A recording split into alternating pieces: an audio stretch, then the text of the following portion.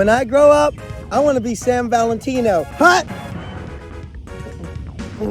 Hello again, everybody. I'm Karleigh Chardonnay Webb. When I grow up, I want to be a Nia Booker. Make a miss. And this is a special Karleigh's Clipboard edition of Transposition Sports. You know, once in a while it's good to be out in the field, and you know, I like sticking my nose in the action. So, what's been the action in sports this week? Officially, there will be at least one transgender athlete competing in the Summer Olympics in Paris starting next month. It'll be a first as well. He's a transgender male. His name is Karleigh Bakladan. He's a boxer from the Philippines, and he made the cut at the Olympic qualifiers 2 weeks ago. Now, he will compete in the women's heavyweight division, 75 kgs or more. Wait a minute, you just said he's a trans man. Well, he is. But the reason why he will be competing in women's competition is he has not started testosterone hormone replacement therapy. Thus, he would be eligible. Now, should he medal at the Olympics, he would be the first out-binary transgender person to win an Olympic medal of any color. But when he's not boxing, he has been a constant voice for LGBTQ rights in the Philippines. And he's been quite outspoken throughout this journey to get him to Paris. Nung Vietnam, yun yung SEA Games na hindi ako nakapaglaro. Ilalaban mo ba yung athlete mo dito sa kahina-hinalang tao na mukhang lalaki na baka mamaya sinasabi lang nila na babae yan pala lalaki. May mga ibang doktor talagang dito double check nila yung kasarian ko. So nung nag-training kami, yun nga yung sinabi sa akin ni coach na mag-sports bra ka, ganyan. Magbahaba ka ng buhok, tapos magsuot ka ng mga fitted para makita nila na talagang babae ka. Then, ginawa ko yon. Kaya nung time na yon, ilang ka mag-training kasi halos lahat ng mata ng tao nasa'yo. Kasi parang ikaw yung binabantayan nila eh. Parang sinakloban ka nila ng tatlo ba kasi wala kang laya. Kung bagay ibon ka na walang pakpak. Oh, by the way, he's got quite the social media presence as well. He and his spouse have a YouTube channel. He's all over Instagram and Twitter, and he's done some pretty cool stuff. And speaking of cool stuff, other cool stuff we found on the internet this week, Neptune, the maker of disc golf implements, they've been a long-time supporter of Natalie Ryan. Well, Natalie Ryan's in one of their ads now. Check this out. Hey y'all, Natalie Ryan here. I'm here to do a quick little in the bag with everybody. I'm gonna do it in some pieces though, so we're gonna go for putters first. Putting with the splash, obviously, but I have a few more in the pouch. So I have roughly 7 putters. 2 splashes, my main putter here, that I've been using for, a couple years now since they were released. Approach mainly with a Justice. This disc's been in my bag for probably 2-3 years at this point, and there's just not beating a super overstable approach disc, And then on to the fun ones. I have 2 different Bergs. This one is a base plastic, so it's kind of flippy. Use it for more of those touchy, flip up approach shots. And then Berg X, use it for, kind of the wind approach shots. Then I have 2 more splashes in my bag. This one I just actually put in a couple weeks ago. Brand new premium plastic. Little bit of stability to it, kind of hooks at the end there. Use it for a little bit of wind. 300 footers roughly and in. Kind of what I'll pull this out of the bag for. Very solid disc. And then actually the original test run splash that I've had since end of 22-ish, I think, somewhere in there. But this one's very special to me. It was the first splash to ever ace. And I had the trans women and trans folks that I've met through the years at this point actually sign this one so I can carry them with me whenever I play. Holds a special place in my heart. I tend to not throw it too much anymore, but very good one. Now, if you thought that was cool, check out what Trident Gum did for their Pride ad for the Brazilian market. They needed somebody fresh and cool like their gum. Who's fresher and cooler than Tiffany?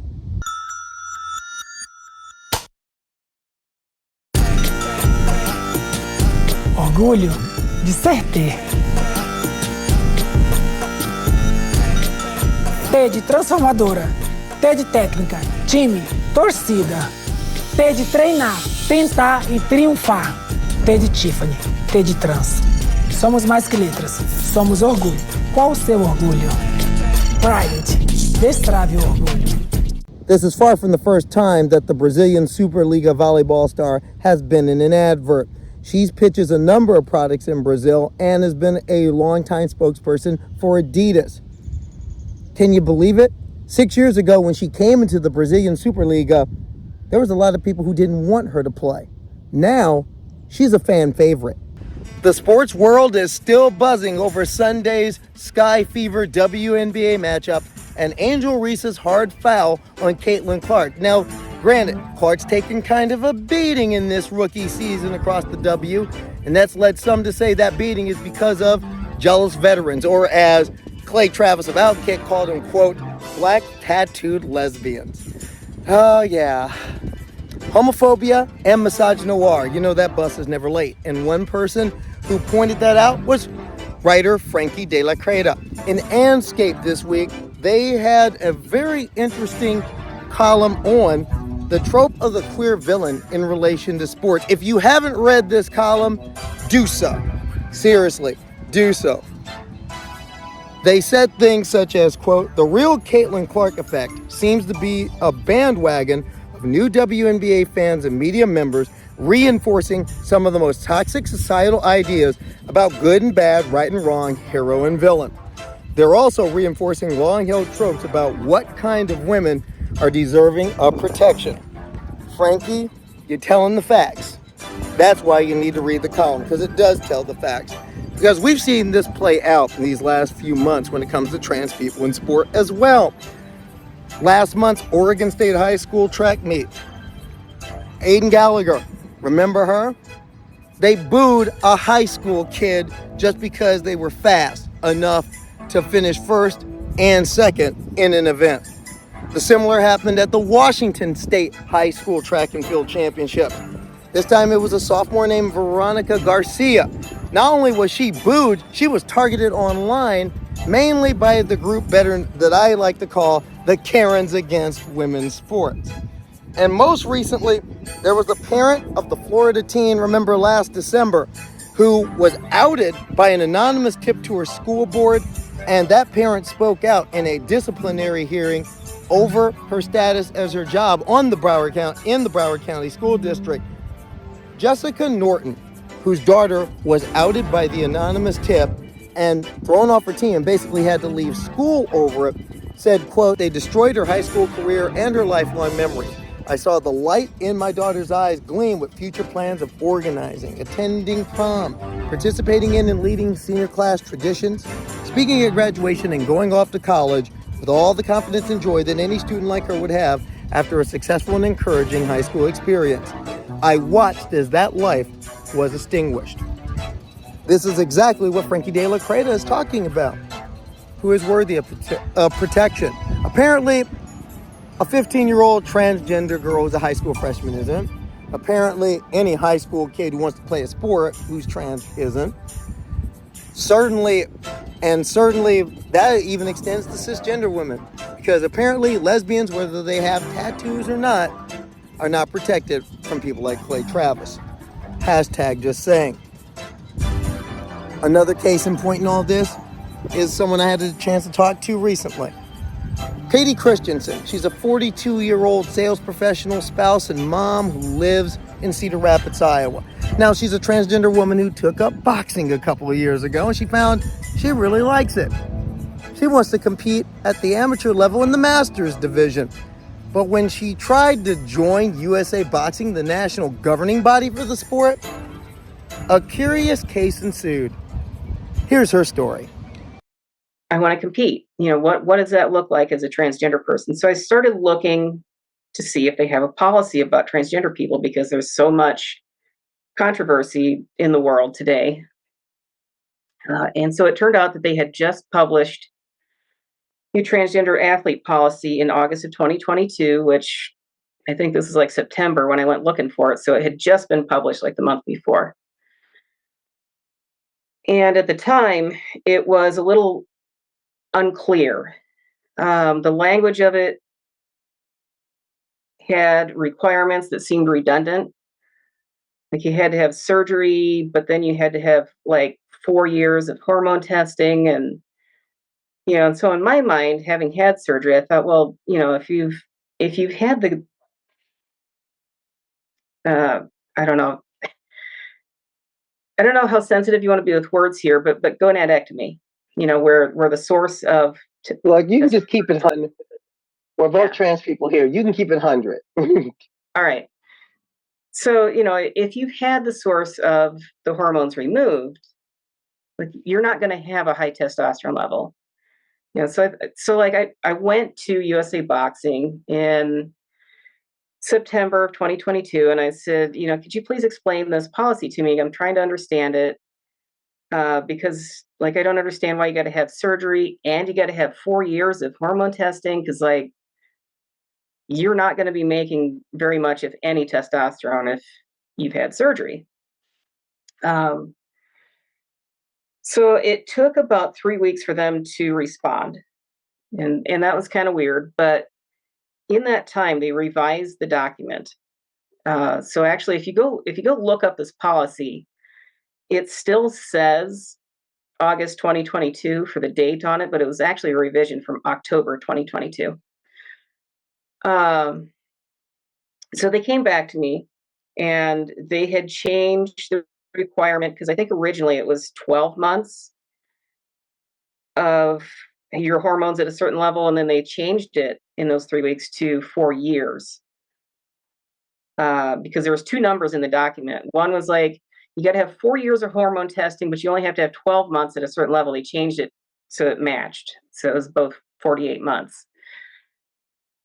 But what they came back to me with was, they said, oh no, you have to meet all of these requirements, and you have to do it simultaneously. So you have to have surgery, you have to have 4 years of hormone testing, and it has to be quarterly. You have to have it below, I think, if I remember right, it's 5 nanomoles per liter. Let me make sure I've got this right. At first, they said you have to have 4 years of hormone, 4 years of hormone testing.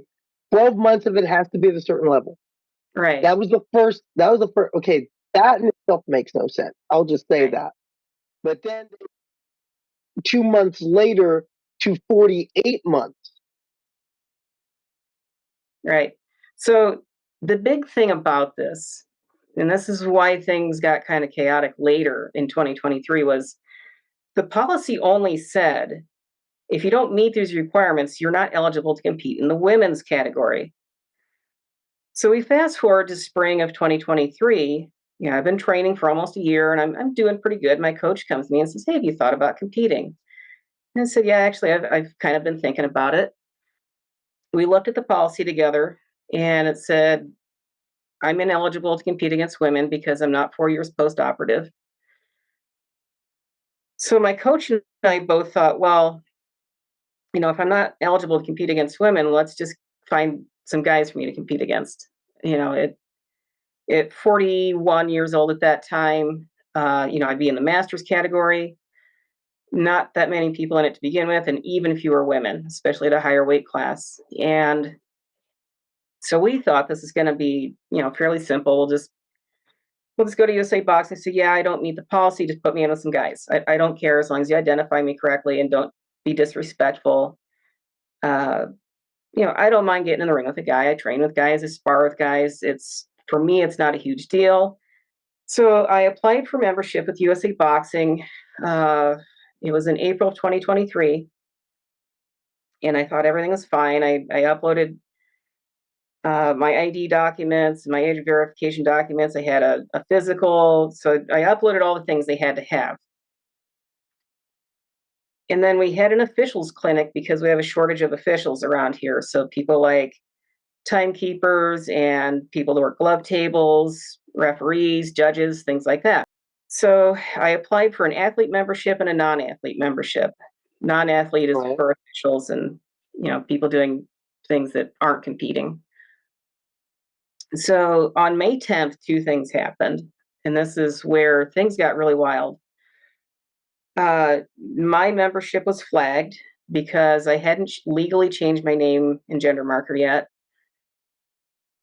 So they saw the photo, and this somebody from USA Boxing contacted me and said, we're reviewing your membership, and the photo is clearly a woman, but the name is a man's name. So I explained, well, I'm transgender. I transitioned a few years ago. I haven't changed my name and gender marker yet on my ID. Didn't think it was going to be a big deal. So she asked me about the policy. I said, no, I don't meet the requirements. And so that was when we started talking about competing in the men's class. She said, no, you can't do that. We can't allow you to compete in the men's class because we consider you to be a man, but we can't allow you to compete in the men's class because we consider you to be a woman. You know, and this is All right. Now, wait a minute. Could you, okay, do me a favor. May 10th, 2023, right? yeah. Please explain that to me again, because I heard it the first time, but at the same time, I'm like, I just want to make sure. Did I hear what I thought I heard? As far as As far as from when the application was flagged, and what was the reasoning for that? okay, so it was close to a month before I heard back from them. And when I would log into the USA Boxing portal to go into my account, I kept getting this warning that said, your account is still pending. I think it was the next day I got this email saying, you know, well, we've looked at your account and the photo is clearly a woman, but that, you know, it has a man's name. And can you please explain what's going on here? So as when I explained, well, I'm transgender. I haven't changed my name and gender marker legally. So, you know, I go by Katie, but my legal name at the time, you know, was different. So I explained all that. And then we got into the whole, like, you can't compete in the men's class because we consider you a woman, but we also can't let you compete in the women's class because we still consider you to be a man. So, yeah, we don't have a box you fit in. But it got crazier, unbelievable. So they came back to me after that and said, oh, by the way, we're also not going to accept your non-athlete membership. And I was like, well, why? So I said, well, we have just decided that we have a new policy and it's not published, it's not written, and it hasn't been approved by the board of directors, but we're going to enforce it on you anyway. And the new policy is that if you're transgender and you're going to be a non-athlete member, you have to meet the transgender athlete requirements. And, you know, and I was like, whoa. Like, so you're telling me that, you know, how long I've been on hormones or how long after surgery and all these other things has anything to do with keeping time or ringing a bell or working a glove table, you know? So, you know, it was at this point, it was pretty obvious to me, like, these people are looking for every reason they can to just keep me out. Christensen says she will continue her fight for her chance to box. We're going to keep an eye on it as well as things develop. Now, 5 years ago, CeCé Telfer made NCAA history. First transgender student athlete to win an individual national championship. You remember it was May 2019, Kingsville, Texas, 400-meter hurdle finals, and she just decimated the field. And in many ways, that balmy night in Texas influenced a lot of my own journey. But behind every hero story, there's the origin story. And her origin story just came out this week. It hit the shelves. It's her autobiography. It's called Make It Count. We talked to CeCé Telfer about the road traveled, the pain, the pride, and the road ahead. What led you to write this? What led you to do this? There's a lot of pain in here. Yeah.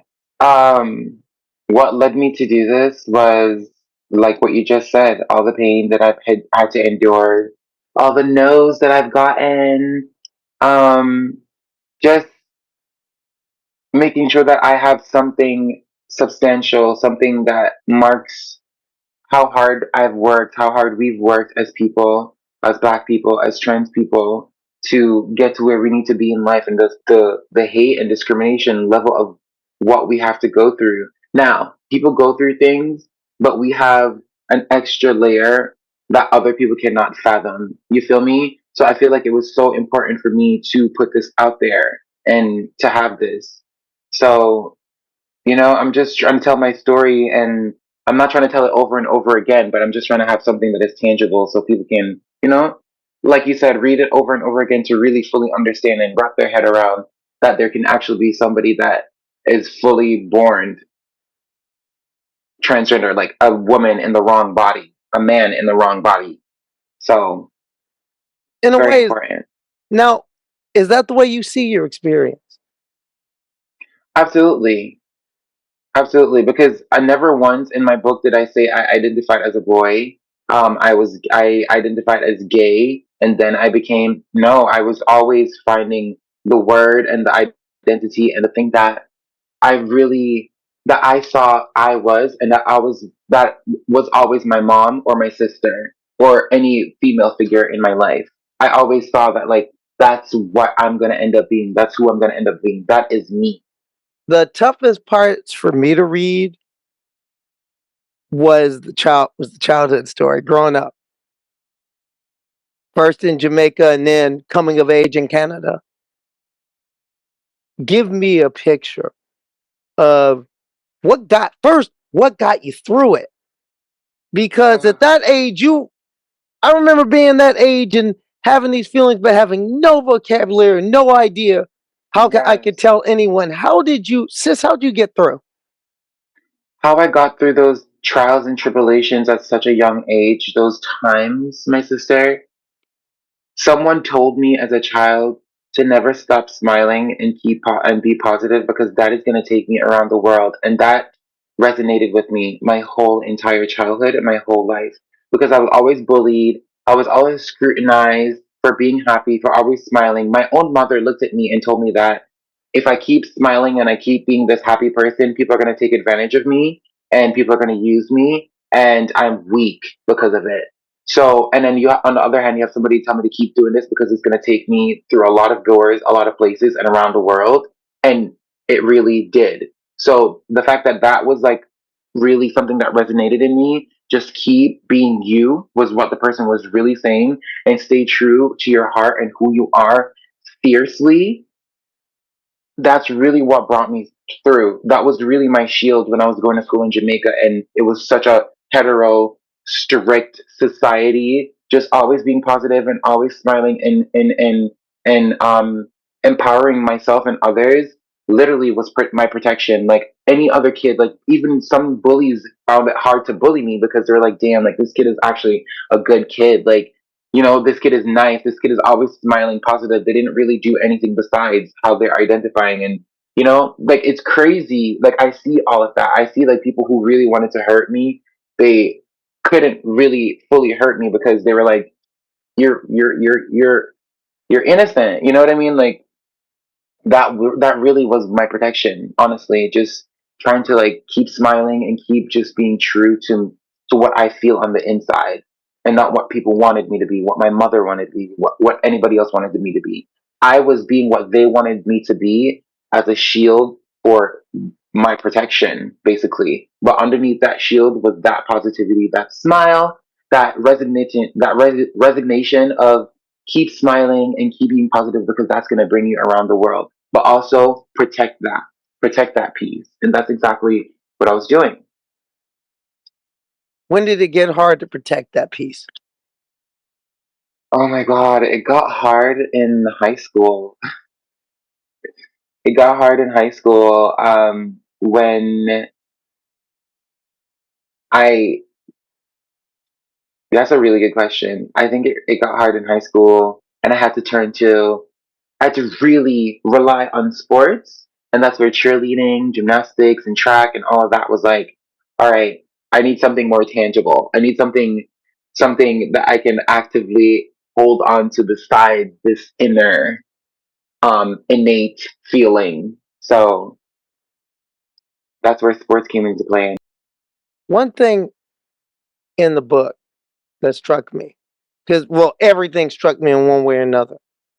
You talked about, you went in talking about the backstory of what happened at trials in 2021. and those moments that people may not have known about. Franklin Pierce. Have you had a chance to talk to Coach Zim lately? I caught up with him at actually my last indoor track and field meet in February. Um, I went out. I went out to Boston, New England area from about like to compete and tour the East Coast to like really have a fair shot of making the team. And I caught him on my last competition, and he's going through it. He's going through it. He just lost a parent, so yeah. One thing I want to read from this book, because this struck me, because this is a story people don't know. Finally, he says, I've been waiting for this day. Ever since you first stepped into office freshman year and introduced yourself to the coaches with your dead name, we were all surprised. But we all thought, okay, if that's how she wants to identify, we're not going to ask questions. We followed your lead, but the truth is, we've always seen you as a female, CeCé, from day one. So I've been waiting for this day. And I would love to have you on the female track team.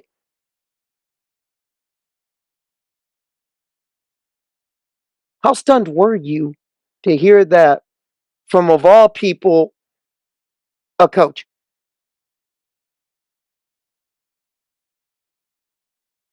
I was really stunned. Like, I started crying. Yeah, I was super emotional. It was very emotional. I felt like my coach really had my back. Like my university really had my back. Um,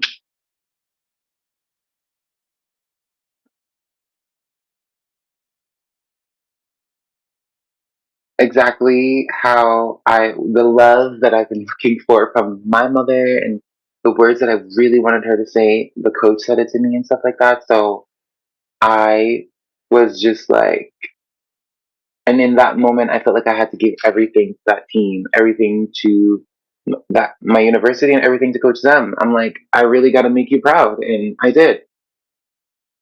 Now, I've taken you've at least kept up with some of the recent unpleasantness. Two high school Um, students, two high school yeah, students winning state championships and then getting booed.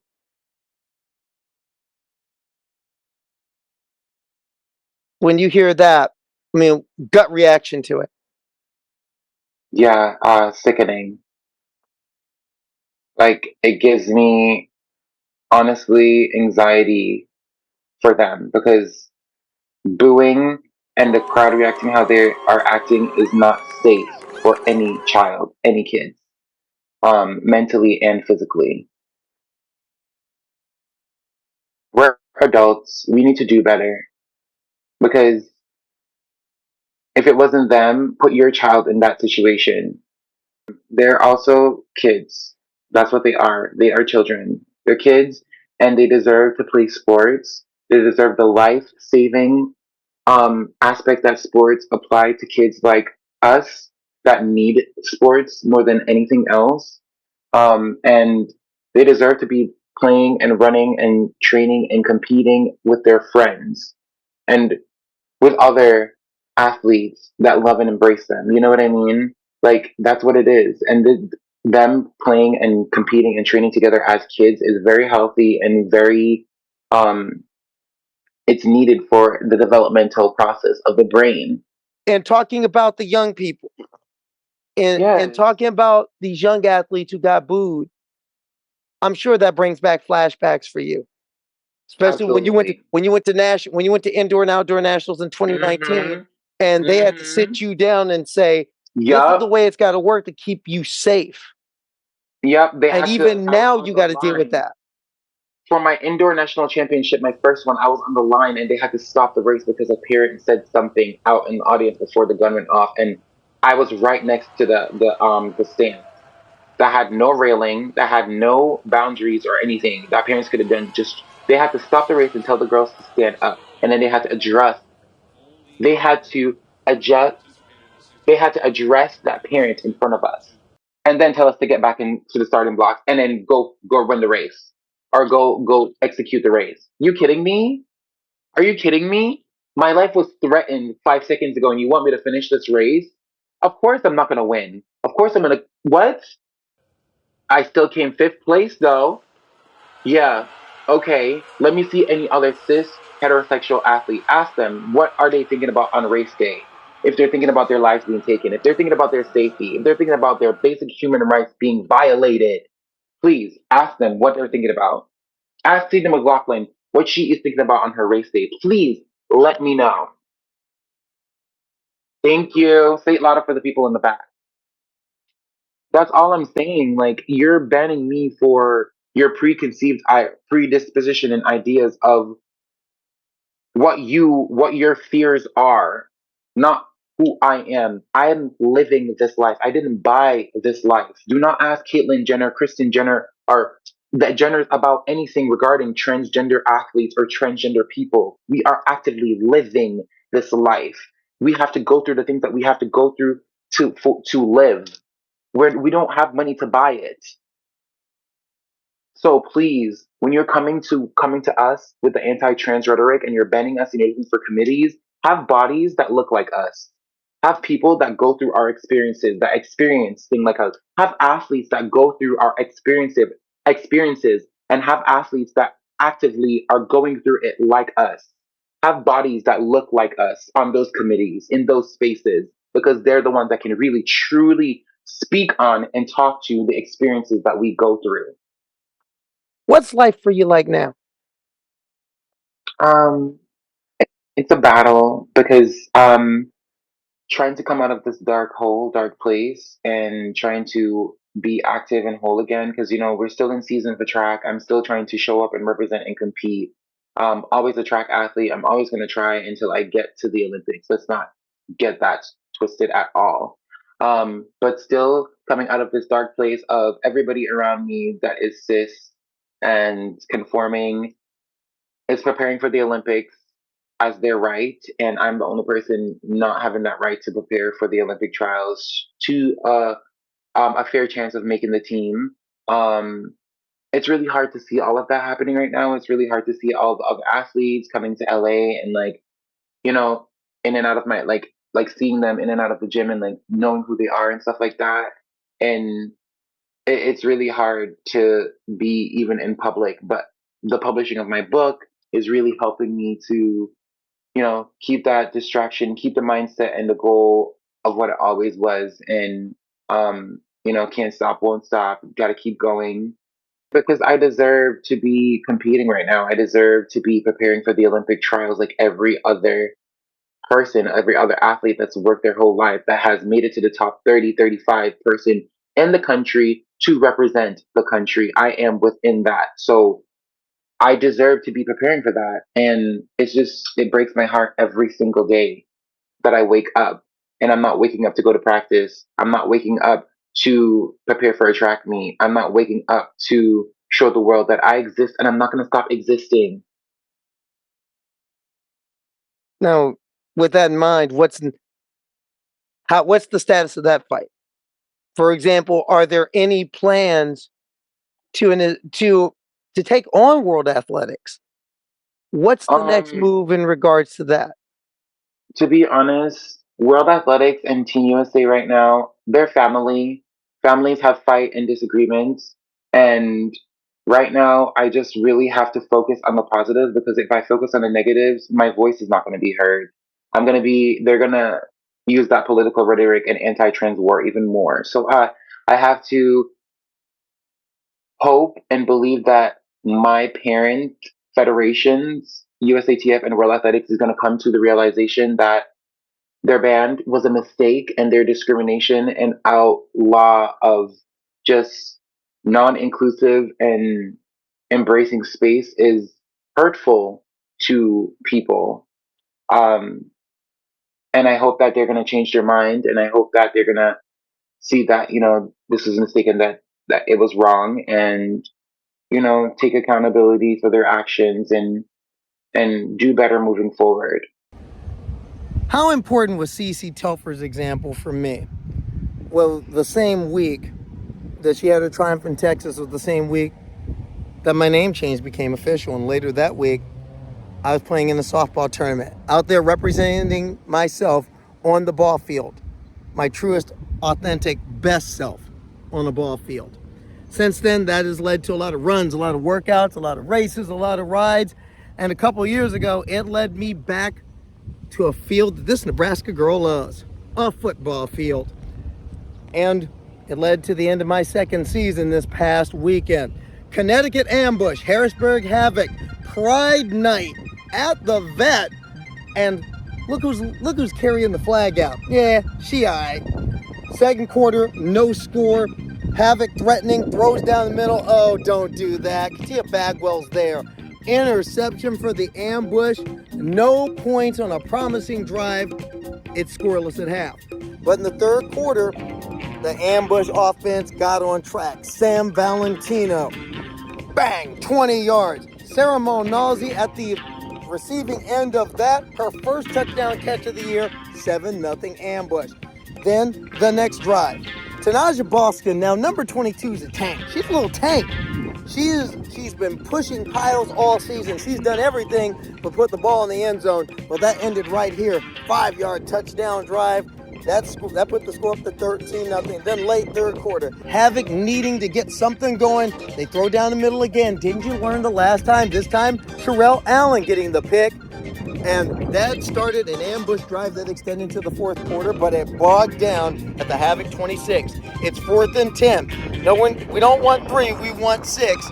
And Valentino right in the breadbasket to Erica Vada, one of 8 receptions for number 8 on this game. And then that set up something special.